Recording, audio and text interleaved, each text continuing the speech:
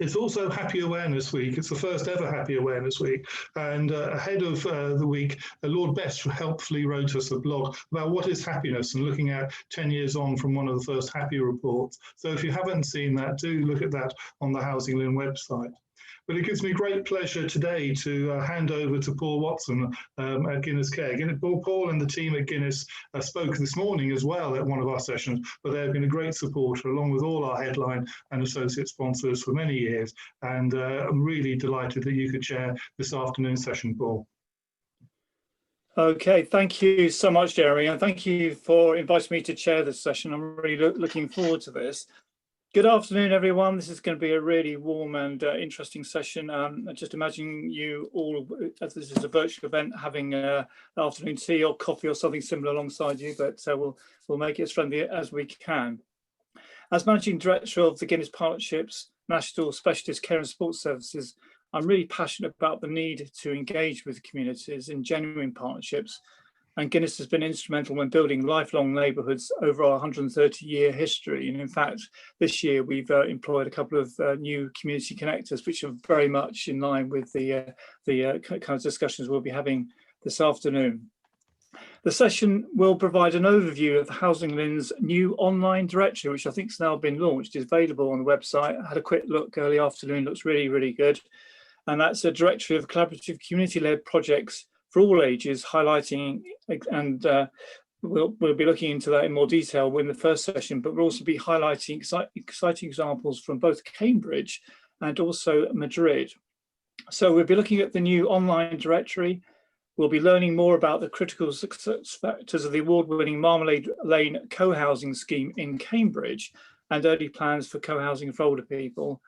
And then we'll be hearing about how a southeast municipality of Madrid is adopting age-friendly principles to co-produce the regeneration and retrofitting of the local neighbourhood there and the lessons learnt under COVID. We've got 4 excellent speakers this afternoon, and we'll be hearing from each of them in turn. And then there's going to be plenty of time, as has already been said, for Q&A and debate. And overall, we're going to be running for something like an hour and a half. So without further ado, I'd like now to introduce our first guest speaker, and that is Margaret Edwards, who is the London Regional Chair of the Housing LIN. And she has a very deep interest in gerontology and has, in fact, also been making her own home age-proof. So, Margaret, you're incredibly well placed to be our first presenter this afternoon. So, welcome to the event, and I'm now handing over to you. Thank you very much. So there is Margaret on screen. You've got me on screen. So what I'm hoping is that, so can you see my slides? Have they appeared? Yeah, we got slides, yeah. Yep, okay, good. First things worked, excellent. So I'm going to talk about the online directory, and because it's an online directory, it does mean that we are asking people to feed in new examples of innovation so we can keep the directory alive and growing and reflecting all of the progress which is made and will be made in the community. We wanted to inspire people with real life examples, and we describe case studies from the community as well as the sort of legal and policy frameworks that support a collaborative approach to housing and developing communities. I was struggling in a way with this presentation to describe what CollaborAGE is, what does it mean, and thinking that it's about the relationship between people and the places that they live. And fundamentally, I think it's about a sense of belonging. So the experience that people have when they make friendships and connections in their local community, the way that people are able to create a home that they can enjoy living in, and for all of us, I suppose, being part of communities and having a role to play within that. And all of those things, which are multifaceted, All of them, though, contribute to health and well-being, and I suppose that that's the most important underlying idea behind collaborative approaches, is that in a very broad sense, it improves the health and well-being of individuals and communities. So who's responsible for creating a sense of belonging? And I looked back, and on an internet search, I found that there was even a 2009 government guidance paper, which was called something like Guidance on Building a Local Sense of Belonging. I don't know if anybody ever read it or tried to implement it, but it was very much focused on, you know, statutory bodies, really. So the people I've listed here on the slide, all of these people are responsible for creating a sense of belonging. That's definitely true. So whether people are commissioning or providing housing, whether they're working in community and voluntary groups or in government or building houses or developing them, they all have a role to play. But in a sense, that's not on its own going to be enough to create the collaborative approach that we're looking for. So who else then is responsible for that, creating that sense of belonging? I think it's very interesting, and a lot of people have reflected on how the pandemic has made a difference. And I think the reasons why citizen engagement is so key have really been highlighted by the pandemic.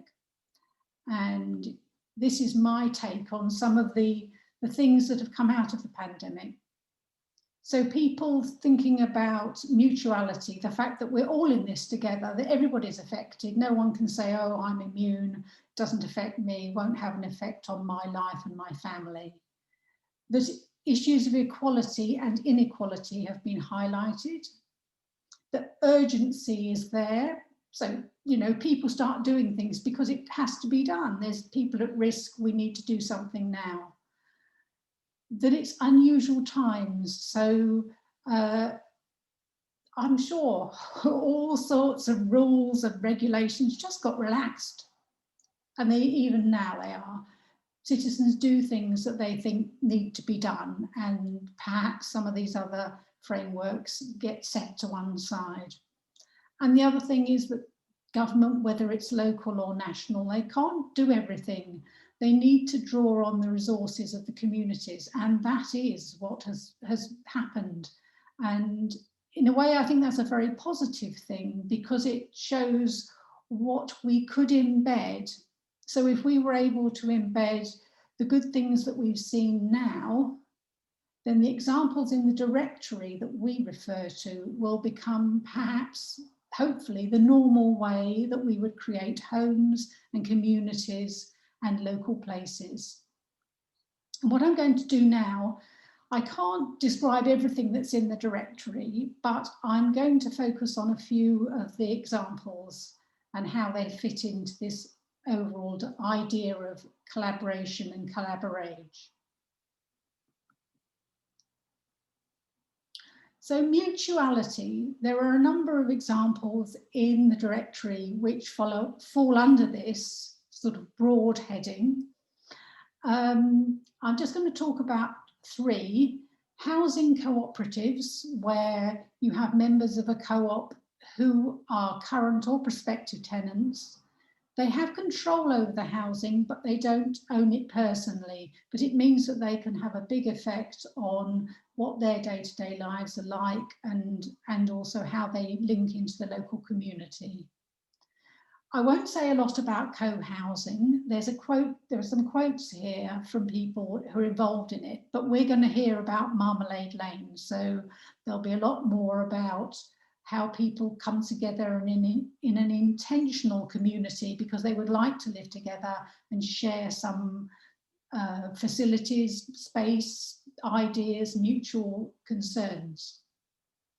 And the other model that's described in the directory is home sharing. And I know that there's been a television programme, Lodgers for Codgers or whatever, which was a sort of home sharing, but not really. But home sharing is used a lot for people who are maybe isolated or lonely, or who may have a mental health problem or a learning disability, and who share a home with somebody else who can support them and provide them perhaps with links to the community. So there are all sorts of possible ways of homes being shared in a mutual way. Margaret, it's Jeremy here. I don't know if you can hear me. Your slides have not appeared as full screen. I'm going to ask Lois if she can either upload her screen and so she can start on the equality and inclusion. I'm very sorry to interrupt you, but I think people are finding it difficult to read the slides. Oh, they would be, yes. Oh, I'm very sorry about that. We thought we'd sorted it out, didn't we? Are you able to assist, Lois?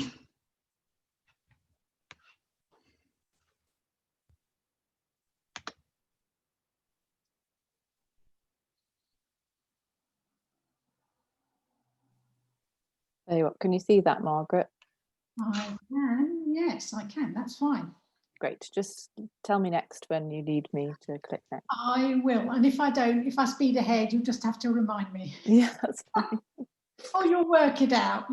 I'll figure it out. And the screen's different. Okay. Sorry about that to all our viewers. I didn't realise that you couldn't see everything. So moving on then to think about equality, there are different approaches that are illustrated in the directory to equality. One side of it is about making universal services and systems more inclusive, and there are a couple of examples here where people are talking about their experiences. One, a black woman talking about her life in the community and her contribution to it and how she's engaged. And another, somebody with mental health problems from Standing Together projects, talking about how her mental health has been improved by being involved in a project in a later life housing scheme. On the other side of it is the services and systems that are created by and for specific groups to meet their needs. And I've just given you a couple of quotes here. One from people who use men's sheds, and this is now a very national programme. There are men's sheds all around the country where people find companionship, activities together, and some people feel, as somebody said, that it's actually saved their lives. People from the LGBT community who may want to have services, whether it's housing or other community related services that are very specific to their needs. And there are also examples, not a huge number so far, but there are examples of that as well. And hopefully we'll be hearing about more of those sorts of innovations soon as people develop them in the community.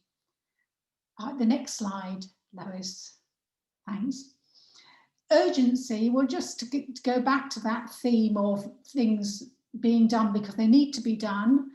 Well, it takes a long time, or quite a long time, to build new homes, to refurbish old homes, as I know from personal experience, and to strengthen communities. So the sooner we start, the better. There are a couple of examples in the directory. One, Woodchester Valley Village, where their urgency was that the freeholder went into administration and the leaseholders either had to take control themselves or have the risk that somebody else would be managing their lives. So there are all sorts of examples why we should get on and do these things, get the ball rolling, and there are plenty of examples to inspire people in the directory. Next slide, please.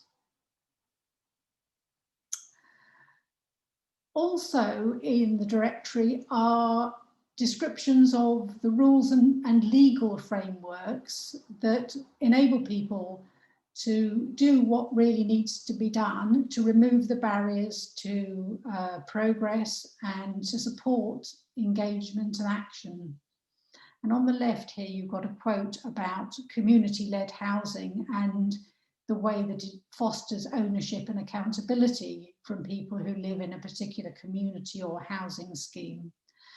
And I'm just going to talk very briefly about 3 types of legal framework.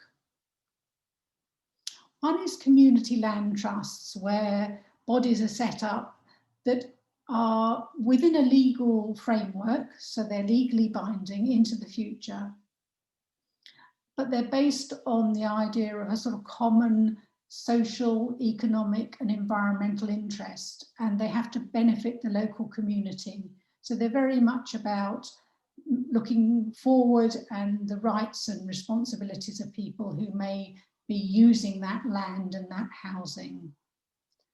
There are tenant management organisations. Those are boards, independent legal bodies that allow tenants of a particular housing scheme to run and manage the housing, the social housing, without actually having to own it. So it means that tenants can have influence on their day-to-day lives. And there are examples in the directory of TMOs who have gone further than that and have actually started building new homes. So I think that's a really interesting model, and again, one that hopefully we'll see more of.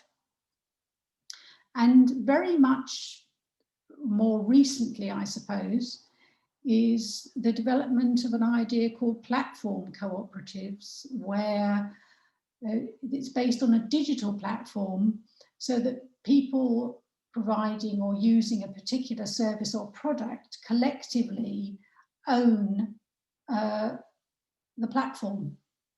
And there is a pilot going on which is about the provision of social care, with the idea that all of the people who might benefit from a particular type of social care belong to that platform cooperative and are part of it. So I think that's definitely one to watch, particularly given that we've been using more digital ways of communicating and joining people up. Next slide, please, Lois. So the legal frameworks are all important, very useful, as are the different statutory bodies and organisations who promote and encourage collaboration. But I suppose at the heart of all of this, it's people. And I've given you 3 quotes here about 3 types of approaches where people are key to enabling connection and the reduction of barriers between individuals and different groups in communities, and are taking a different sort of approach perhaps to the traditional approaches. One is community hubs, and I know that more of the extra care housing that we have now have made a deliberate decision to act as community hubs. So they welcome in and promote the linkages between their schemes and the people living in the schemes and the wider community in a very mutual way. And you can see somebody talking here about bereavement and the benefits to them of being part of the hub. The model of local area coordination is a bit of a mouthful, but it's been around a while and it's taking off in a lot of different places. And it's based on the idea that if you can identify individuals who really know their area and the people within it, they can make links between individuals, but they can also take an asset-based approach so that people can build on their own skills and experiences to develop connections with other people. So it's not about a statutory organisation coming in and assessing somebody and saying, oh, well, this is what you need. It's about an individual saying what they would like, what they've enjoyed in the past, and how this can help them move forward and make connections with other people. The other model is I've called it rural housing enablers, and there are some individual people who are employed directly, sometimes by local authorities or funded in the community, to make connections between people living perhaps in quite spread out areas, in the rural areas, and bringing people together with those who are planning and developing homes and infrastructure, so that the needs of the rural community and sensitive development, but also issues around staying in a community that you've lived in for many years. So those things can be taken into account and developed in a sensitive way, but in a way that meets people's needs. And you can see a lady here quoting about wanting to stay in the village that she'd lived in all her life, and not wanting to have to move somewhere else just because she was older. So I think all of this, it does come back to a sense of belonging, to people feeling that they are part of the development of their own homes, their communities, and the wider sort of society around them. So I hope everyone will be interested to have a look at the directory, find their way around it, and also add their examples to it. So thanks very much.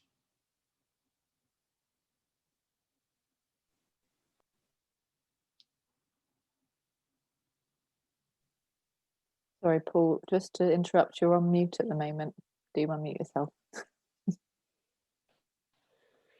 Yes, case of double click there. Yes, I was just saying thank you so much, Margaret, for getting us underway.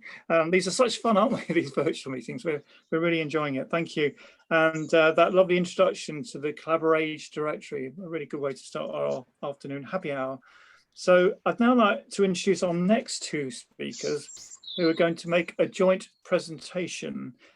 Firstly, Frances Wright is a co-housing resident at the multiple award-winning Marmalade Lane in Cambridge, and is also head of community partnering at the organisation called Town.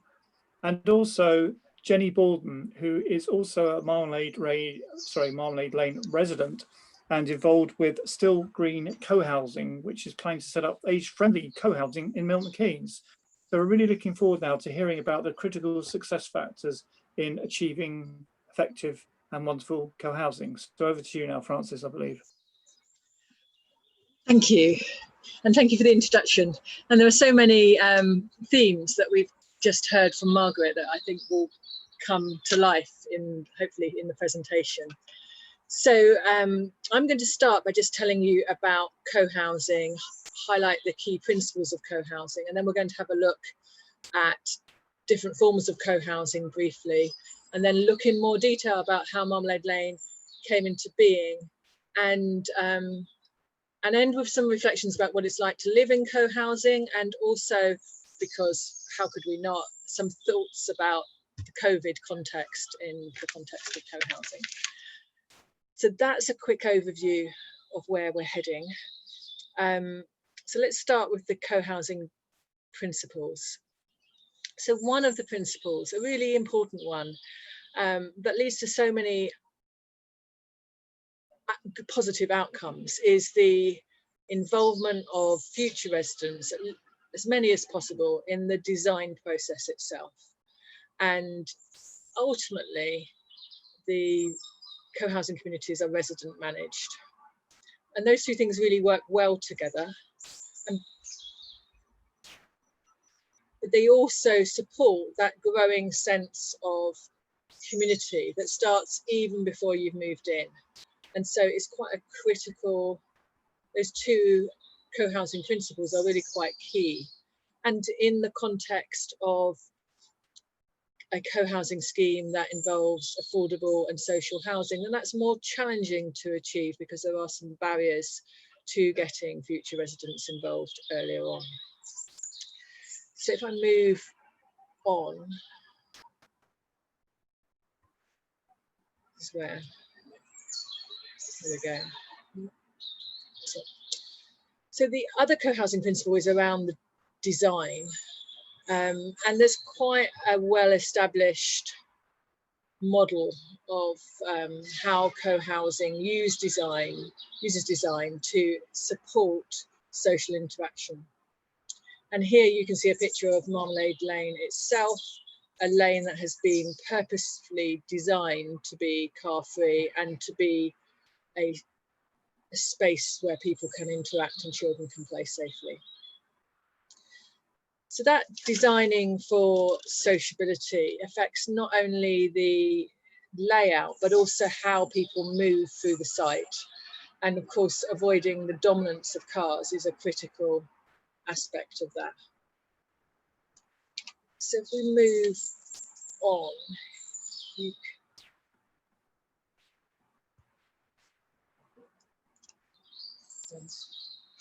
so another co-housing principle is that there is a balance between the shared spaces and the private household space. And there's often a sort of blended approach, so that you're moving from private to semi-private to fully shared space. And typically in a co-housing community context, there will be both a shared garden space, but also shared indoor space, normally called the common house. And it is really a house, an additional house that is shared in common. And it will have room for residents to meet, eat, because that's really important in a co-housing context, and just spend time together. It often will have additional facilities, quite typically probably a laundry, possibly a post room, guest bedrooms. They support people to downsize, maybe a tool cupboard or a tool library, or even a workshop. So spaces where perhaps you don't need to have for all of you, that you can have on a shared basis, but also then supports people to interact in that context. So the other aspect of co-housing is that they're intentional communities, as Margaret highlighted, and that really means that it's not just the design and the setup that is making these communities work. It's that everybody is choosing to live there because they want to live in a more neighbourly way, and I think that's quite a critical point. So co-housing communities come in different flavours, and Marmalade Lane is a multi-generational community. It's set out to be that, with some shared emphasis around living more sustainably.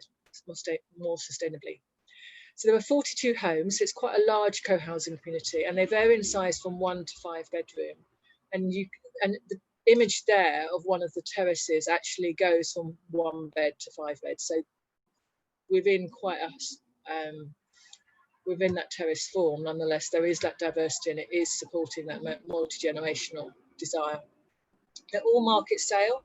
That's a context to comes from its history, which I'm going to go into in more details. And then I've listed there some of the shared facilities.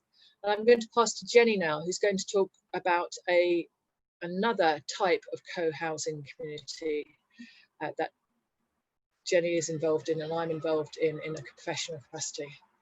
So Jenny.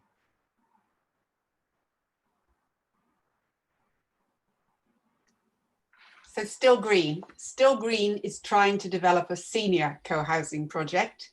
It grew out of a group of Quakers in Milton Keynes who started talking over 10 years ago about how they'd like to live closer together as neighbours when they got older. Since then, members have left, new ones have joined, they're no longer all Quakers. And there have been 3 serious attempts to get land, which is one of the biggest challenges for co-housing groups to build a co-housing community. Each has entailed serious work, a loss of funds each time. And at the end of each stage of failing to get that piece of land, there's been an exit of members not willing to try again. And it's only now, in the middle of a pandemic, that working with town as the enabling developer, Still Green now has a realistic chance of getting a co-housing community. So the plans are for 29 1 to 3 bedroom flats and common facilities, common garden, common house, guest room, etc. We will be one block within a wider regeneration scheme that town is undertaking in the old railway town of Wolverton within Milton Keynes. And it's that block in the picture. That block is how it was designed when there wasn't going to be a co-housing scheme there. And since then, the members of Still Green have worked to try and change that from houses into flats, to make the centre all open, to have balconies looking out onto the garden, and communal places where we will meet and be together. The 29 flats are mostly market homes, but we expect to have 4 affordable social flats as part of the scheme. And I just want to touch on a couple of challenges that we have. So the first is finding members, 50 plus, willing to commit to the scheme, to buy off plan, to pay not only the market price for their flat, but also an uplift to cover the cost of the common facilities. And they need to be members who will take their responsibilities within the group seriously and be people that we want to live with in this final stage of our lives. All at a time when everything is having to be done on Zoom, which not everyone is familiar and comfortable with, or has the bandwidth on their internet, to do it easily. But this recruitment is critical, because to go ahead, we have to have guaranteed sales at the point the construction starts. So that's one challenge. The second challenge is to do with the 4 social housing flats. We want the residents of those flats to want to live in an intentional co-housing community and to be full and active members. But that means having them as part of the group before we move in, when we are taking all the decisions about how we're going to live together. So how can we get tenants who want to live in co-housing and be full members of the community? And how can we get an early selection of tenants for those flats with the council or the RP? And that's something that we're trying to explore now, because it poses difficulties, because it doesn't easily fit with the way RPs work and select tenants and so on. So developing a community-led co-housing scheme is a pretty long and labour-intensive process. And it's not surprising that many groups never quite make it, despite all the years of trying and years of hard work, because the prevailing climate, from trying to get land in the first place, trying to find finance, trying to find and keep members and find suitable tenants, brings up numerous challenges. So there are a lot more co-housing projects in this country in development than co-housing projects like Marmalade Lane, where we are living in an intentional community. So back to Frances to tell us some more about Marmalade Lane and how that was developed. But Still Green is along that journey at the moment. Thank you, Jenny. And perhaps I can just add another community into the mix, because there is a co-housing group up in Norwich, which town is working with, called Angel Yard, where they own the land. And they've been struggling to transition from that point into going into development. And one of the things they're trying to achieve is to integrate adults with learning difficulty into their co-housing community. And I think the challenge there is going to be that it is not a unitary local authority. So the planning authority will be much more focused on affordability than the county council, who would love what a co-housing community might offer in the context of adults with learning difficulty. So that's something that we're at the early days of trying to work through. So back to Marmalade Lane and the story there. My computer's developed a stickiness over its, here we go. So this is Orchard Park, where Marmalade Lane is based. It's right at the edge of Cambridge at the moment, tucked between the A14 and quite a major circular route around Cambridge. And Marmalade Lane is just one of a number of development plots. It comes quite late in the process, and the overall site has about 1,000 homes. And the history of this project is really the financial crash in 2008-9. This site was owned by Cambridge City Council, although it's not in the City Council area.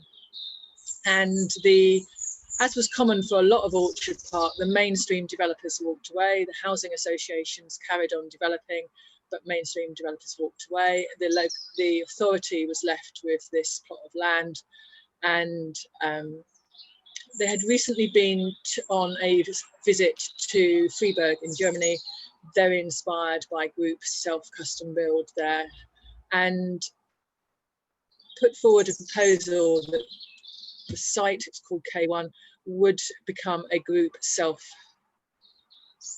project, and later it settled on co-housing, very much for the added social value that co-housing was thought to bring, which was important in the context of Orchard Park as well, where a new community was evolving really quickly. It had developed a poor reputation in terms of having a sense of community. I think Jermaine Greer wrote about it in The Guardian and said that the residents described it as living in Beirut. It was a development that was struggling.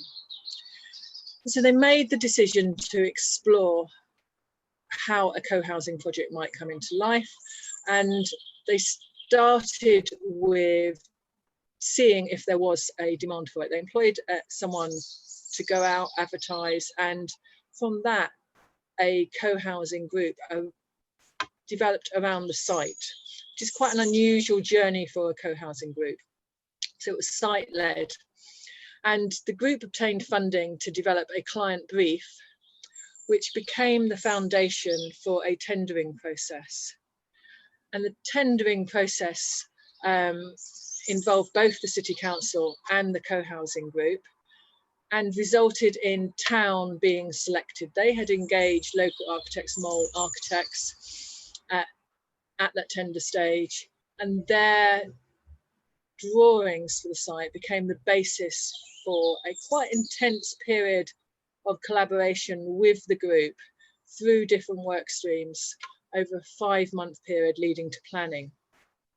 And post-planning, the group then continued to engage with town. The focus shifted to legals, to sales, to the detailed design, but the engagement continued is really where I want to focus on that. And so the result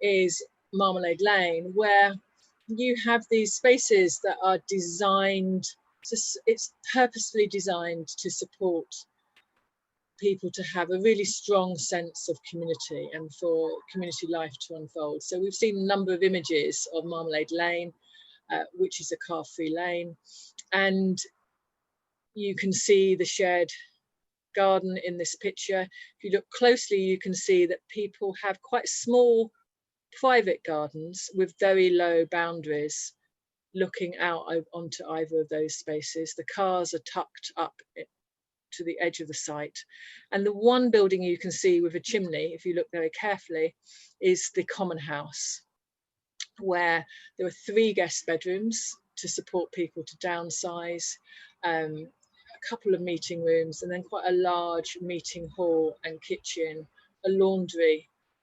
Elsewhere tucked away on the site is what I like to think of as a shared, the equivalent in a co-housing context of having a shared garage. So there's a gym, there is a very tiny gym, and a workshop full of tools and equipment, and then there's a sort of storage space which we're going to come back to, so the equivalent of a garage.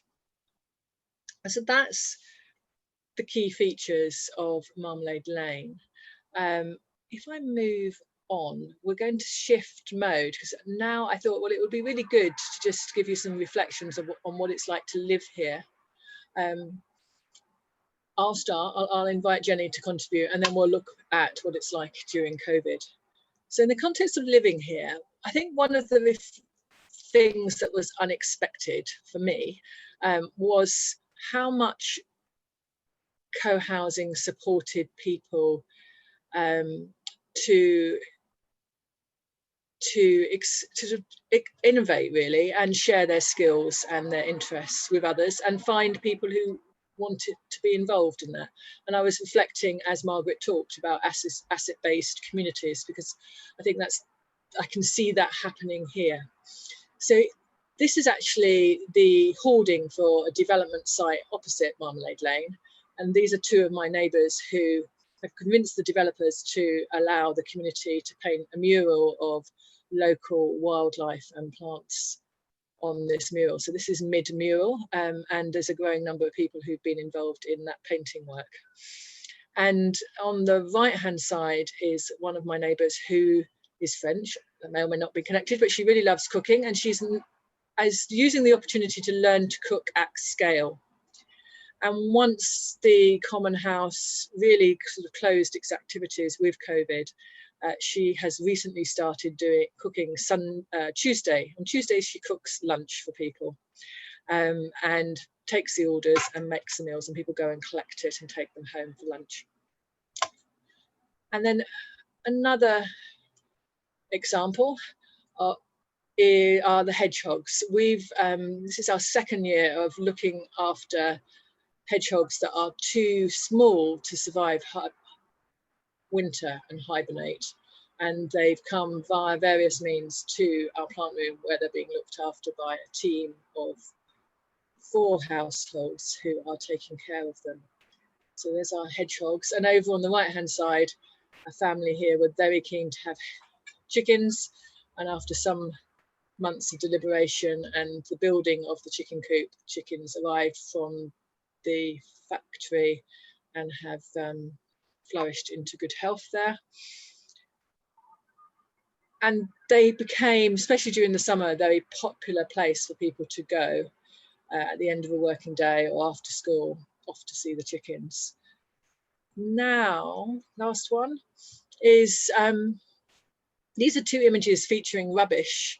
And one of the very early things that I initiated, actually, because I moved from a village environment to here and was just shocked by the quantity of rubbish, and so started a monthly rubbish ramble, and people in the community and outside get involved.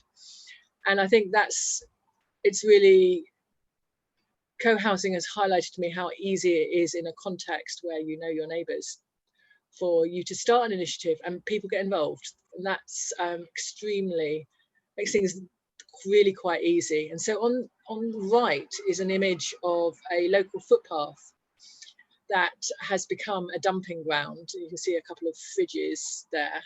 And so one bank holiday weekend, at the initiation of one of my neighbours who runs along this path, we advertised, and about 20 people came on a Saturday morning and another 20 on the Sunday morning, and we cleared it up completely. So I think that aspect of co-housing was a bit unexpected to me, the fact that it's easy for people to share skills, initiate things, and get involved. Now, before I move on to COVID, Jenny has moved into the community during COVID and so wasn't involved in the earlier stages of this community coming into being. So I thought it would be good to turn to Jenny and ask what your experiences have been living here. Yeah, well, obviously we're really disappointed that we're not using that beautiful common house and having those shared meals that normally Marmalade Lane has twice a week and so on. But it's wonderful to be able to walk outside and meet a neighbour who you know is going to be friendly, and slowly get to know people. And there's an enormous variety of people living in Marmalade Lane, from babies. Next door to us there's a baby a few months old, to people, one person in their 80s, so families, single people, couples. I think we have 12 nationalities here at the moment, and living in that environment after decades living on a terrace street in London, where until we went out to clap for carers in March, I hardly knew anybody. So I think that's the real benefit of living in a place like this. And, you know, people can start groups on whatever they want and find people to do things with them. I think we're running out of time, probably. Yeah. I'll stop there. Okay, quick last few images. COVID, obviously a place designed for sociability, really challenging, but we've tried to use the space differently. This is an internal shop dealing with food shortages. Here is my neighbour working in the common house, and we've tried to live outside as much as possible during COVID, so we've populated the spaces with places to gather and sit. And with that, I'm going to pass back to Paul. I think you can pass back to me. Thanks so much, Francis. Thanks so much, Jenny. That's been really, really interesting. A real insight into developing co-housing and what it's like living there as well, including the photographs of the hedgehogs and chickens. Quite something. I think we need now to move on to the next presentation. We're really looking forward to hearing from Elisa Pozo Mendendez, who I think might be in Madrid, and I think we had someone on an earlier happy hour talking from New York, so we're hoping the connectivity is going to be really good with Madrid. Elisa is an architect and urban planner and has been involved in sustainable cities and healthy aging in Spain, and you'll be talking about the experience of co-production, particularly in the southeast of Madrid, and the importance of age-friendly principles. So Elisa, we're all really looking forward to hearing your presentation, so over to you now. Thank you very much, Paul, and good afternoon to everybody. And nice to meet you all, and thank you very much for the invitation to join this session. I'm going to share the screen. 1 minute.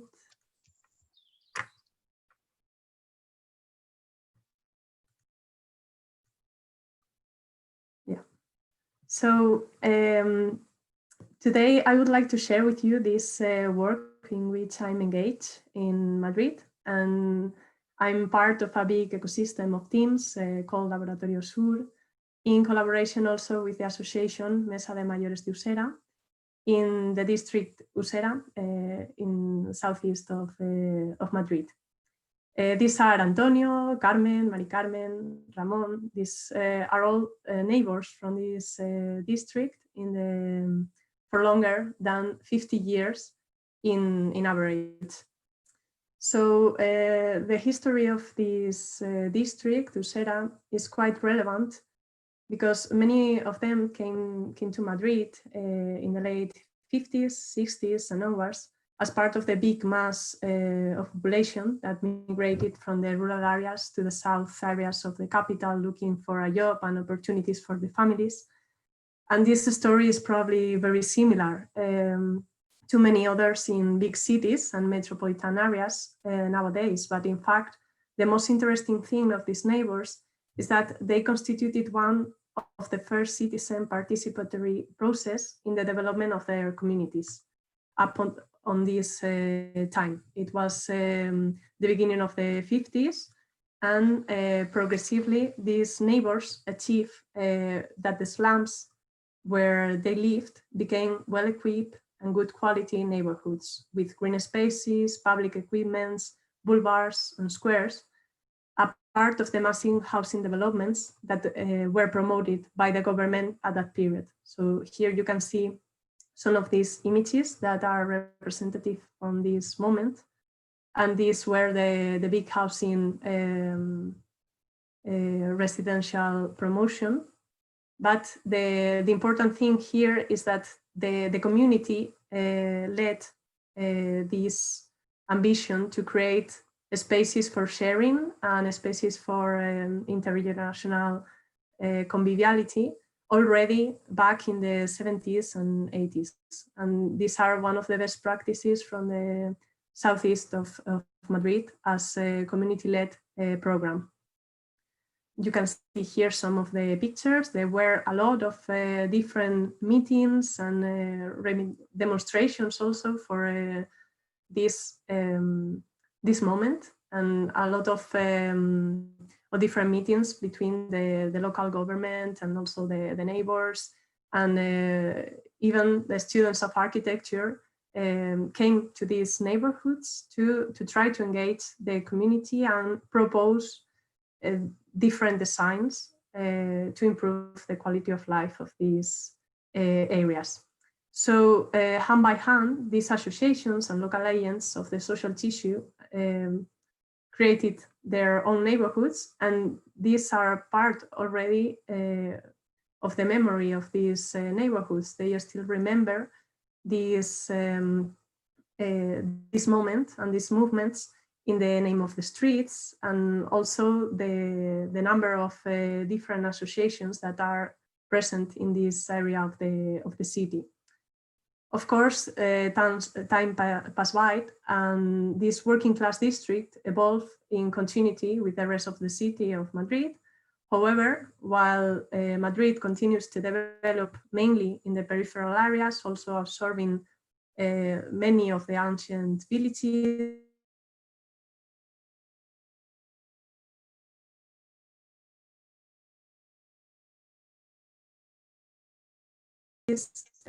and this district of the capital in the southeast don't attract the same investment as the new ones, more focusing on north of the city and the metropolitan area. And in this picture, you can see the average differences between the incomes and by different districts. So there is a clear unequal distribution of the incomes in terms of equity and spatial development.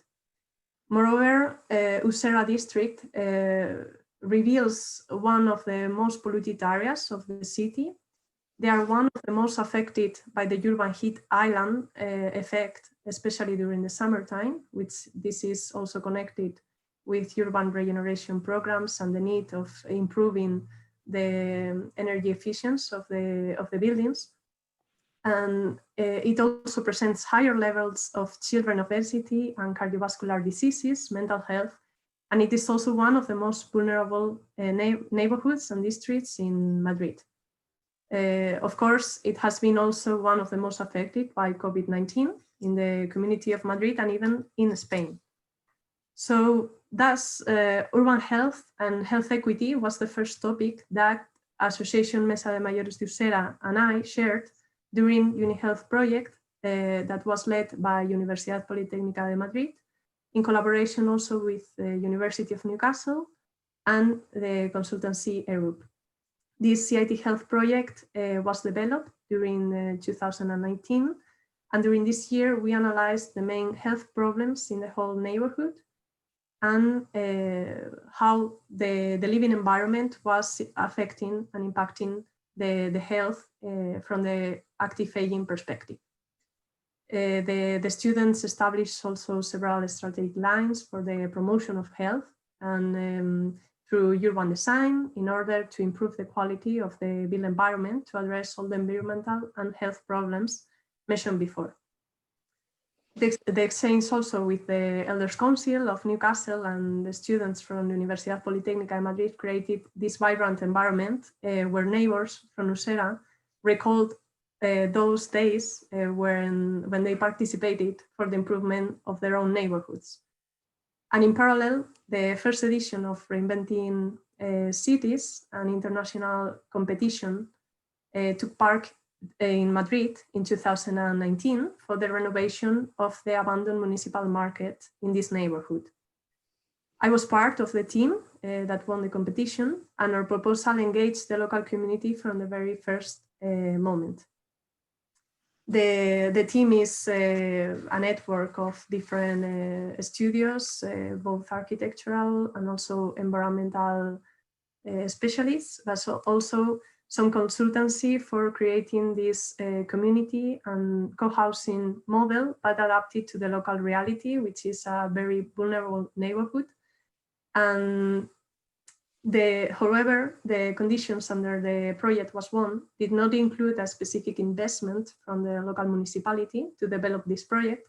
And so we needed to continue to work on the economical plan and also create this trust with the neighbors in order to make it sustainable and before starting the building process. And we are still on that moment of managing and discuss with different agents how to create the business plan that is sustainable. Also, the structuring the community legally in order to sign with the city council the permission of exploitation of the building, which is around 75 years, is the main condition for the competition. So this is a long process because we need also to assure the cohesion and the trust from these vulnerable neighborhoods and communities, which are not always open to new people that come to propose a project in their communities, and there's a lot of resistance to start sharing their ideas and to trust in architects or designers that come to this district.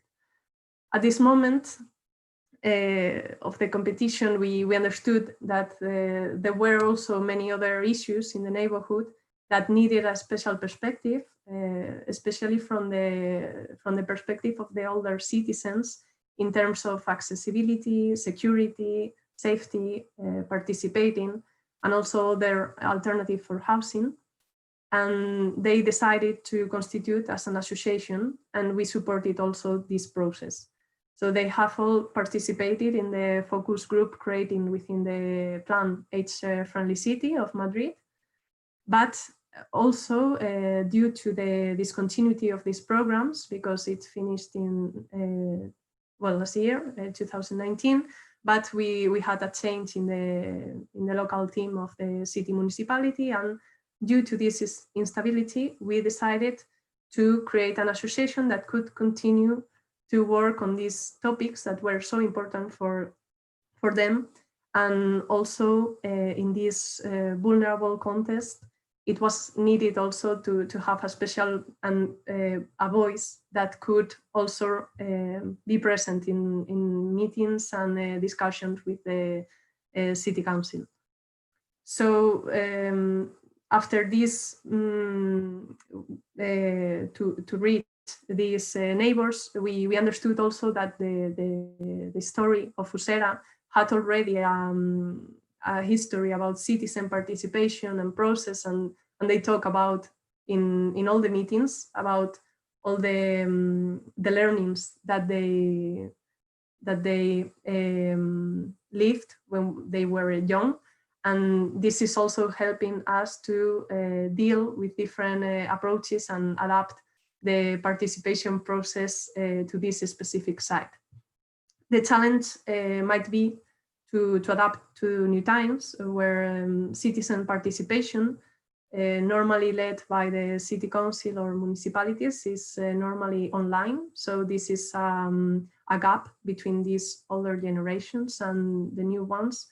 And for them, it's not clear to do everything about the participation in the online format. So this kind of spaces to meet and to engage and to participate needs also this physical approach and a space to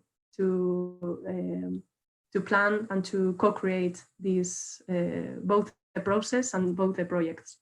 The Reinventing Cities project in the market included not only the renovation of the market's facilities in order to assure healthy and fresh products, but to assure activity and urban regeneration in this area. New functions were introduced in collaboration also with other ecosystems that were present in the territory. So, for example, the local shops have also a space in the market. The elderly would create a cooperative in order to manage the housing for the elderly, and also different cooperatives for care services and also the management of the services that also include cultural activities and other associative groups could take part of this project. When we first arrived to the neighborhood to talk about these possibilities in the abandoned building, representatives of this elder council agreed on this idea to include at least 30 units of housing on the top of the market, as they have been working already with the social housing municipal team for a project on housing for the elderly, but this project was stopped. So when we came there to present the possibility to renovate the market, including the housing, they all agree, and they took part in several meetings to define and to enrich the proposal during the competition and onwards the competition, as they know the neighborhood by heart, and they know all the people there, so they can create these links and natural bonds between one association and another.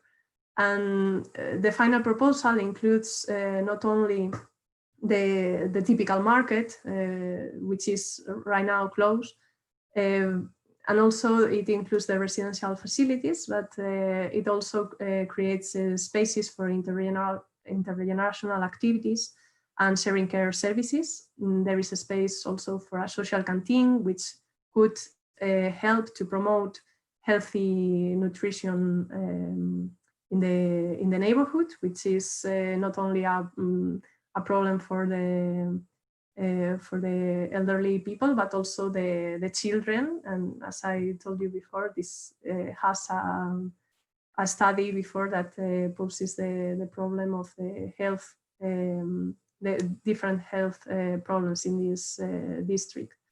And the space would be reformulated in order to offer this continuity also between the public open spaces and the indoor activity of the market. And finally, the opportunity to include this housing option for elderly would suppose also a new model in Madrid as an alternative for institutional residencies, care homes, and also co-housing development, which usually have this problem of looking for the correct place to be developed, and the reutilization of older buildings that are abandoned is also an alternative. And in this case, the market is located just in the center of the neighborhood and recalls the memory of this district. So it's quite symbolic also to renovate this building with this proposal. It also represents an alternative that can attract also young students and couples to rent the flats and the apartments in property of many of these seniors. But at the same time, this would enable that the older people of this neighborhood can remain near their families, the communities, and remember also their identity and their history. You can imagine the difficulties that this kind of neighborhood is facing nowadays, and especially the gap between the youth and the elderly. And it's one structural problem in Spain, where high rates of unemployment for young people and rates of abandoned studies during the teenhood is a very important issue. And many of us are probably fascinated by the active aging policies in Japan and the Ikigai concept, which represent long life, peace, and meaningful being. But the truth is that we don't have to travel that far to discover the power of community to support and feeling of belonging in our own living environments, and even in the most vulnerable ones. A couple of weeks ago, we presented this project to the community service in the district, asking for support in order to continue to develop it. And the social worker there asked one of their team about his health. He's already 80 years old and has several chronic problems. And the social worker remarked that it has been such a long time since they have met. And he answered that this project was keeping him with so much work and activities and energy, and he was so excited to take part of it. So this kind of projects and creative process should have also the support from local communities, the municipalities, and many other agents in the urban ecosystem, because it creates very close bonds and connects people. That is the main output of this process.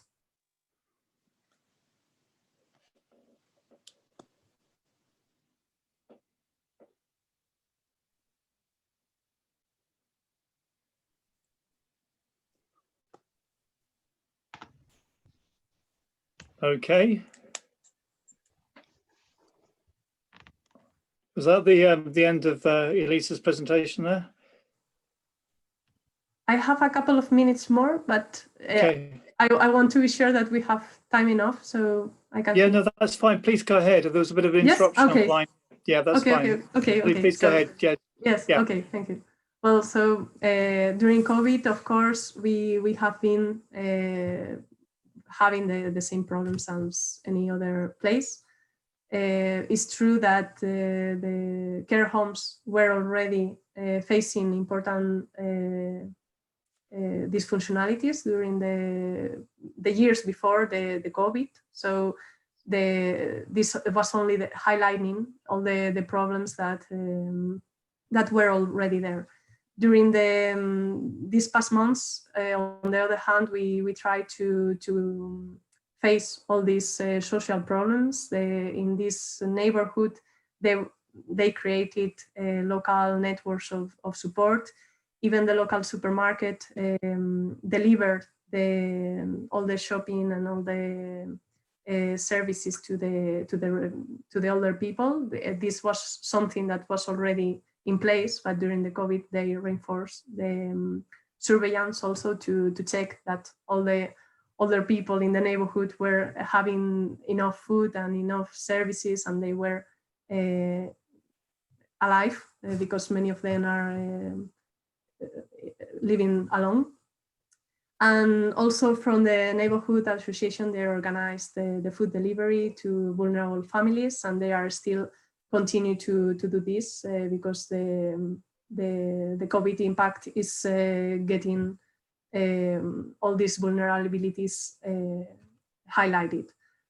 Lockdown in Madrid and in Spain were also very extreme, because we couldn't go out for more than 2 months. And when we met the elderly from Asociación Mesa de Mayores, we discovered how lack of exercise and activity had affected the autonomy, the weight, the mental health.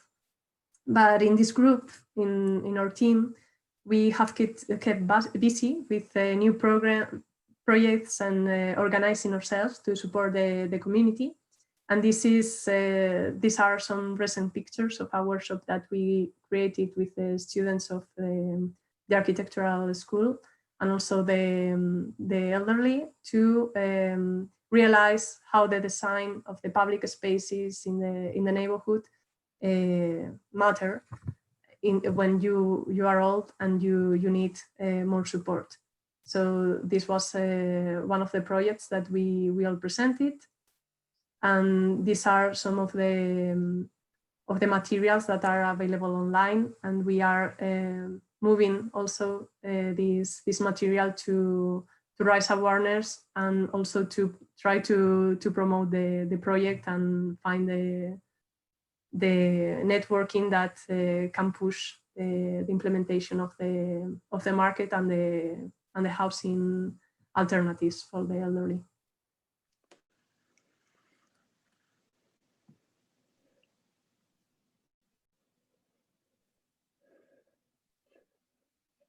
Good. That was really lovely. Thank you, Elisa. A really great presentation, and a real insight into the work going on there within the southeast part of Madrid there, and your wider work. I think we're now going to go into a Q&A session. We've had such interesting and stimulating presentations, and we had lots of questions, some quite technical questions about co-housing. I think a lot of those have sort of been answered. But there are a few that really struck a chord, and one that seemed to be voted up quite a lot was from Robin Dean of Optivo. So I wonder if we could just start with that one. I think Robin's question was about the co-housing opportunities that we could learn from in terms of sheltered housing? Is there a way we could reinvent sheltered housing by the kind of methodology and the design and the partnership principles set up in co-housing? So I wonder whether Francis, first of all, would like to have a go at answering that question. I know there's been some answers already in the sidebar.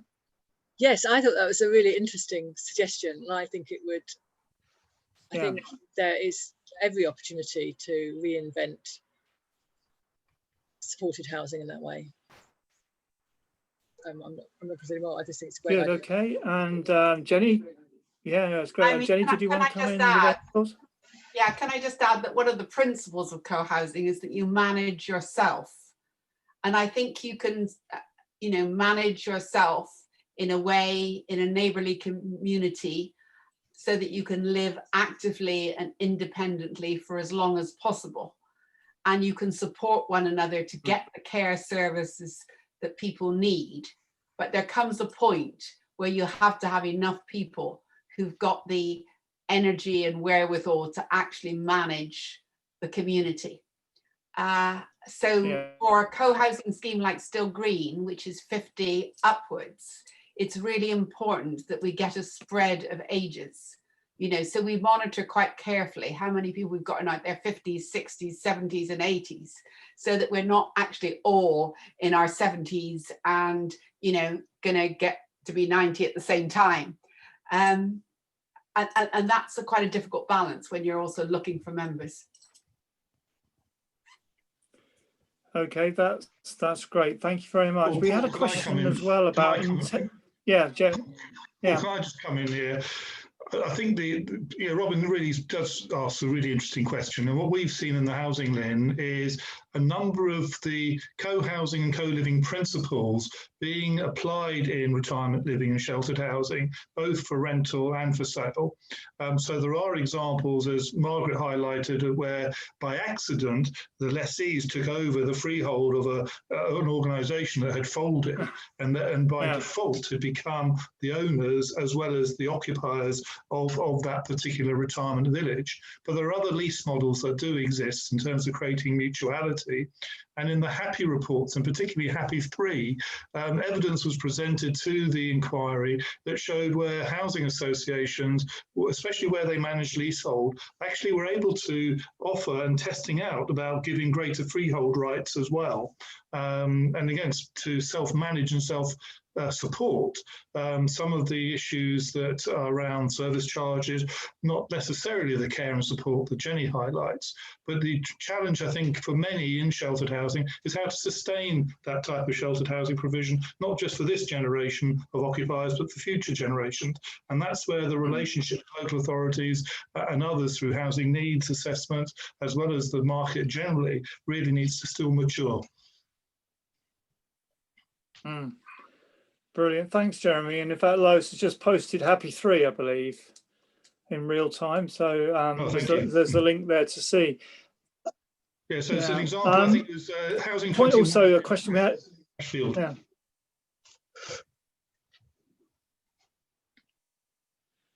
Great stuff. Okay, we also had a question on intentional intergenerational relationships, and I thought that was really interesting as one of the themes that seemed to go across all the presentations. And I wondered, Margaret, did you have any thoughts about how we can foster intentional intergenerational relationships? Obviously, that's one of the themes that you were sort of mentioning a little bit in your presentation. Did you have any thoughts on that? Well, I suppose that there are different models that it did develop, and one, of course, is creating housing where different generations of the same family can live together but have their own space, and people still struggle to find suitable housing for that. So that, in a sense, is intentional intergenerational within the family. And then more widely, I think, looking at examples where people have tried to think more actively about what groups of people they're designing a housing scheme for, and how could they invite people in at an early stage to start to think about the mix of people, both in terms of ages, but also in terms of other things like, you know, whether people with disabilities are going to be included in the community. So are all your housing is accessible so that people can be included. So I think there are, I suppose there's much more that we can do to enable it to happen, but I think there's a big demand. I do think that, both within families but also within the wider community. Great, thank you. And Francis, did you want to come in on that question about intentional intergenerational relationships? Obviously, Marmalade Lane is intergenerational, isn't it? You're muted. I think you're on mute, possibly, Francis. Yes, I don't think we've set up to deliberately foster relationships between, say, old and young, in the way that some co-housing communities that I can think of abroad have, where they've combined, say, within a mixed community, units that are for elder care, but they've also had a nursery provision in the same co-housing scheme. That's not where we are. We're really looking for the more sort of things to happen spontaneously, because we've got a multi-generational community, and those relationships form in that context, really. We have a session on intergenerational living, both intentionally and naturally occurring ones, on Thursday morning, Paul. And I'm sure that Stephen Burke from United for All Ages will pick up some of these as well. Yeah, no, great stuff. No, I think that's a really good point. Within the questions, we've got quite, as I said earlier, quite a lot of what questions are about the kind of technical aspects of co-housing. Interesting one from Bob Green about discrimination. How do community-led housing projects ensure they are welcoming? I wondered, again, perhaps Jenny, did you want to pick up on that question? Sorry, just say which question is that again? Jenny might. From Bob Green. The question about discrimination and how do we make sure that, from the questions in the Q&A module. It's got a question there coming in from Bob Green. A couple of questions about discrimination. How do community-led housing projects ensure they are welcoming to obviously a range of communities? Are any of the cases when people have been asked to leave? Yeah, I mean, it's primarily Jenny, do you want to answer that? It's primarily self-selecting. You know, people come along. I mean, it is more difficult now because we're doing it all on Zoom. But normally people would come to a meeting, they talk to people, they'd be in a meeting situation, but also having a shared meal together. And people get to know whether, you know, they are people they want to be with. And mostly, if people don't think they want to be part of this group and participate and work, you know, with them, then they don't come back and so on. We haven't had a situation yet where we've actually, you know, had to say no to somebody. But it is a question of discussion between the existing membership when somebody comes along, you know, would they, you know, fit in? And obviously there's a tension there because you're trying to get more members, but you're trying to get, you know, this nice age spread, you're trying to get a gender balance, you're trying to get singles and couples, you're trying to get, you know, different ethnicities and so on if you possibly can. So there's a lot to think of, but at the end of the day, it's really, you know, how you market yourself to who you attract, and, you know, they then select themselves in. Okay, lovely. Thanks very much for that. Yeah. I think Francis coming in? Yes, it was. It was just to answer the technical one about, are there occasions when people have been asked to leave? Co-housing communities are, I mean, there's slightly different context to community-led housing generally, but in co-housing communities, they're often structured in different ways. So our one, we don't have the ability to ask anyone to leave. These are houses that people have bought, so that's not an option. In some co-housing communities, the legal side is structured differently, and therefore they potentially could have the ability to ask someone to leave. And there'll be a whole load of protections around that, but it's not the case in all communities that's possible. Similarly, it's not the case in all communities that they can select who joins either. And so here we can't select who joins. We can market in different ways to try and attract, if we're short of families, a family, or but we can't choose. Paul, when I was in Barcelona last year and Madrid previously, Elisa and I were talking about how local associations are very much grounded in local property rights as well. So the flat for all, not just older people's housing, has to have a residents association. So they're built in right from the outset, a collective and community-based model, which we don't have as much in the UK. But the property and the landlord-tenant relationship in Spain generates that sort of collaborative form of working, living in those types of communal buildings.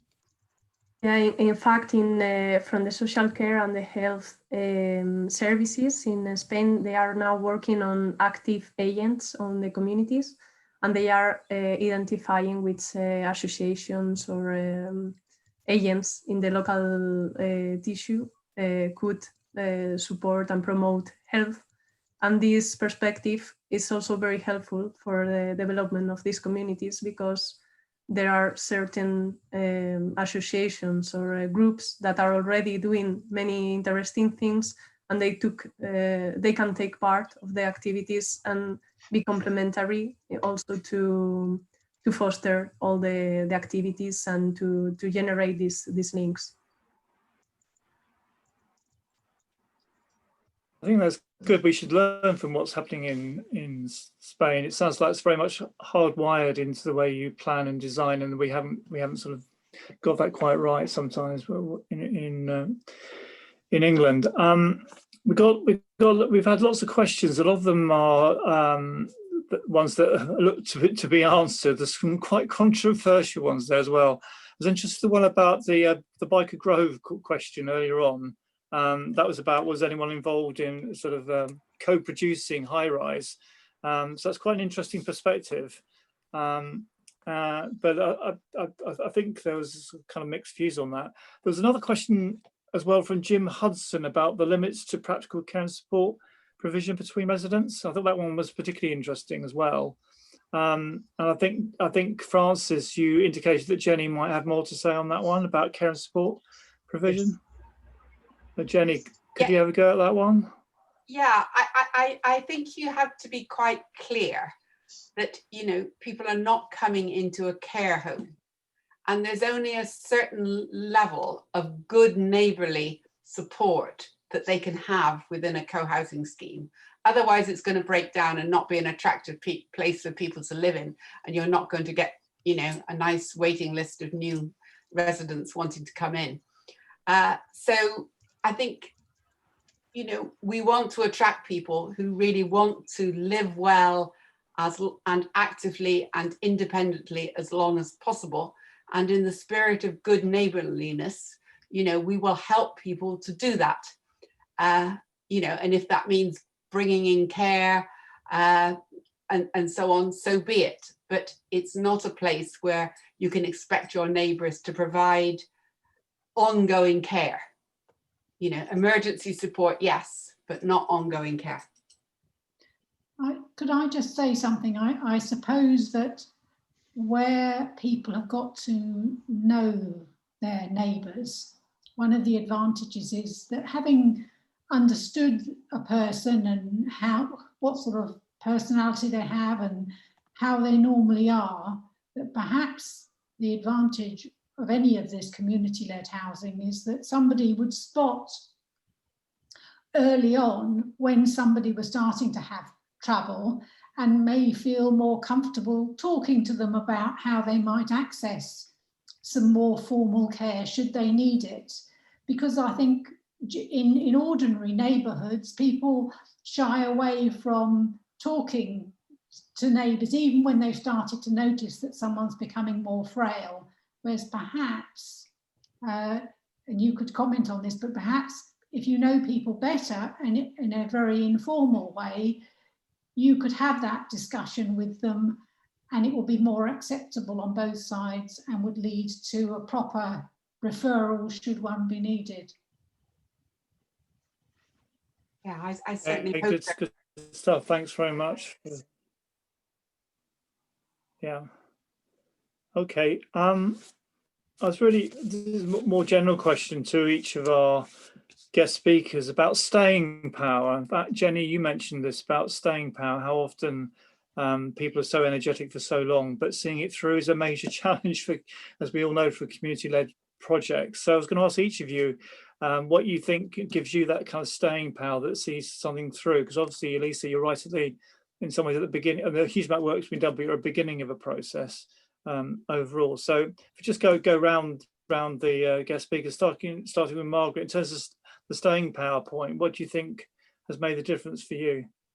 Well, staying power in terms of making our own house age friendly, what was really a motivator for us was to see other people and how they were affected by their housing and potentially disabled by their own housing. And it made us feel that we should do something early on to create an age-proof home, whereas I suppose many people avoid doing it or they do it in bits, and we just decided that we would keep going at it no matter what difficulties we faced, which is what we did.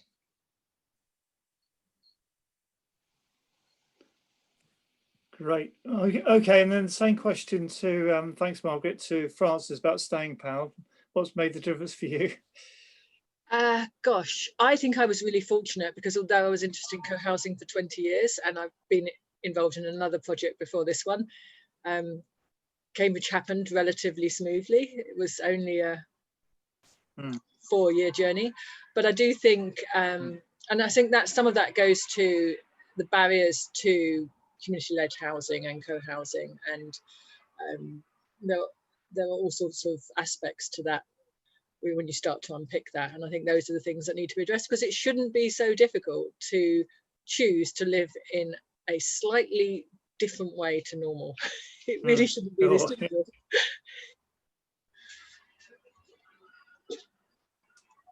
That's great, thank you. And then Jenny? I think for a number of people looking for senior co-housing, they start too late. They don't realise how long it's going to take. And, you know, after a few years, they think, oh, well, you know, it's now too late for me. I've got to go into, you know, sheltered accommodation or a retirement complex or something like that.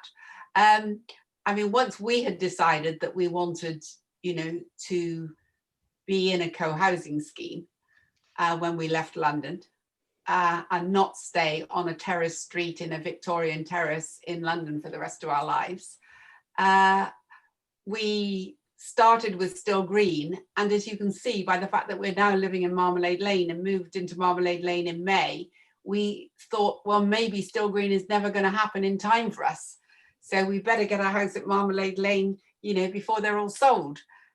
In fact, Still Green is now taken off, and we're still working very hard to make that one a reality for all the others in the group and maybe us. But I think, you know, right, it is quite hard to keep people at it, particularly when you work intensively on something and then you lose a piece of land. Yeah, true, very true indeed. And Elisa, staying power in Spain? I think the opportunity I have in this neighborhood is a very specific one because of the vulnerability. There are also other initiatives nearby, led by the community of LGTB also, which are facing similar problems also to find the space and develop the community. But indeed, what I remark is that these neighbors, they have the history of how the participatory process help to be resilient during difficult times. And even if it's a very vulnerable situation, the learnings that can be discovered after this participatory process 30 or 40 years ago, and right now could help to foster this kind of initiatives, not only led by individuals, but also for local municipalities and stakeholders. Good, right, that's really, really helpful as well. I'm wondering, Jeremy, whether we're running slightly over time, what your thoughts are. I mean, conversations can continue. There are other happy hours throughout the week, aren't there? Are there further questions you think we should be debating? I'm quite happy for us to carry on for another 5 or so minutes. And I think just the conversation is really rich in a lot of content. And one of the things I've been thinking, just as you've been asking the questions around staying power, is that the CollaborAGE directory that Margaret shared with us is really shows that there's so many different types of micro initiatives that exist across the UK, but also across Europe. Some of them very small, you know, sort of like trying to develop small clusters of community-led approaches, right through to neighbourhood regeneration, or indeed retrofitting some of our existing stock. So I'm very happy to carry on for another 5 or so minutes because there were some really good discussions taking place. Yeah, that's really helpful. Thank you, Jeremy. It's interesting watching the sidebar because, you know, some people are saying, you know, there are 10 co-housing projects, there's 17, there's 27. I think your point about micro projects, there's just so many projects out there. We're learning more and more about what initiatives there are really. So yeah, let's just talk a bit more about some of the, perhaps some of the, I think we had the question again about the biggest barriers to co-housing. I know there've been sort of online responses to that question, but we talk about barriers and enablers. And Francis, you've obviously overcome all the possible barriers there. You know, it looks wonderful. It looks absolutely a place I'd want to live. I'm sure many other people would like to live as well. But you must have had your moments. So, you know, what have been the biggest barriers to getting you safety into your new homes at Marmalade Lane there? Well, I think Marmalade Lane is quite an exception for co-housing communities because it starts with the site and it's a public procurement process. And I think that those were the two critical things that made this site unusual, but also made it far easier and a shorter journey than for many communities. And even so, it was quite long, but probably doing it second time around, you could do it quicker. But I think that is where the potential for different types of housing provision lies, really, in how you procure land. And local authorities and other public authorities have more capacity to shape that than anyone else. I don't know if you want to add something, Jenny, from your experience of land searches.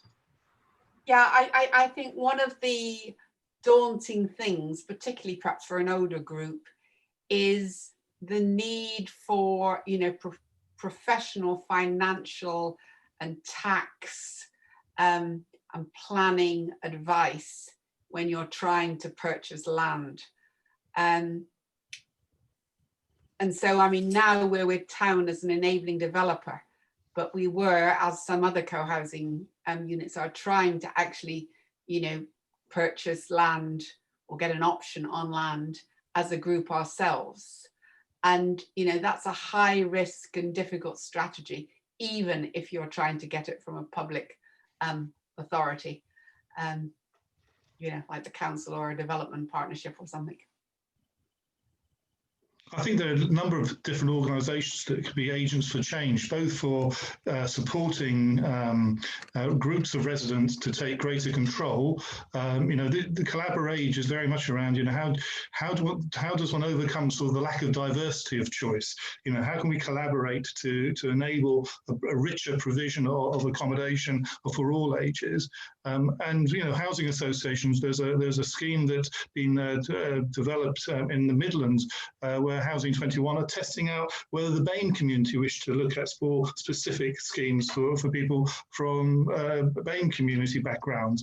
And I participated in a recent workshop with Tonic Housing, thinking specifically around the LGBT community. One of the things that comes through is often just the lack of choice to meet some of our lifestyles that we want to lead. So I think going forward, this session is all about. You know, how can we create more community-led and lifelong communities, and how can we make sure they're sustainable?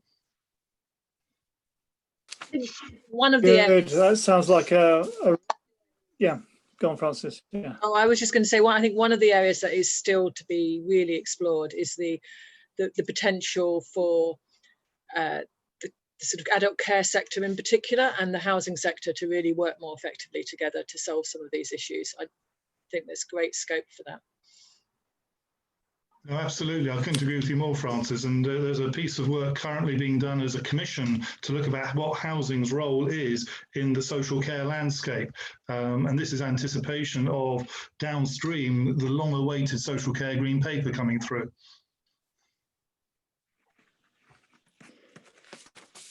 When you say downstream, Jeremy, how long's the stream? It's Well, a way away, isn't it? But in the social care world, the green paper on social care was promised at least 2 years ago.